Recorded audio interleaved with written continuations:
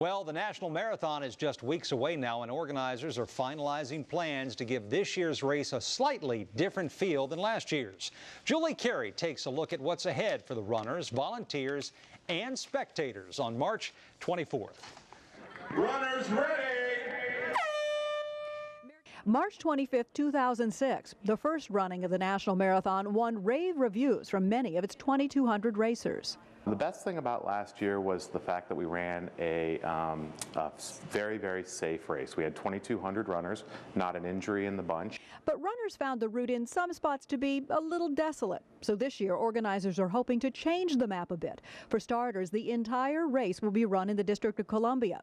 Last year, some of the route veered into Prince George's County.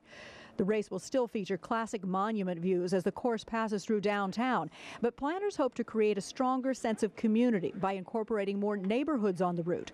Negotiations to send the runners through Adams Morgan and other D.C. business districts are still underway. I think that's what they're going to see a lot of this year, is more of a community feel come out from the district. I think 36% of our runners come from Virginia, 18 to 20% come from the district. While the start and finish will still be at RFK Stadium, the more public area near the Armory will be used for staging rather than parking lot 7 like last year. Already, 4,200 runners have registered, surpassing this year's goal of 4,000. 2,800 signed up for the half marathon, 1,400 for the full marathon. And there's a new sponsor, Wirefly. A startup itself just 7 years ago, it's now one of the largest online sellers of cell phones and one of the few tech companies located in D.C. Obviously, there's another marathon in town that's a little more established and a little bigger. We think this one, the fact that it's the only one run entirely in the District of Columbia, was very important to us. It was important for us to sponsor, the hometown marathon.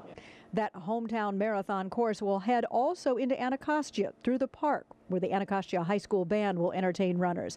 The marathoners will stride past the new stadium. And Rock Creek Park is now on the route. It's beautiful, and there's a little bit of a grade to it, but it's gradual, and I think it gives people a reprieve from the urban part of the course.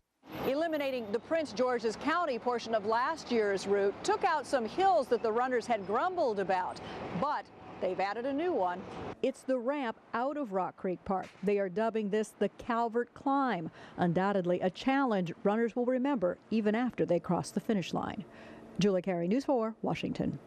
NBC4 is the proud official partner of the D.C. Marathon, and you can find out a whole lot more about it at this year's race on our website.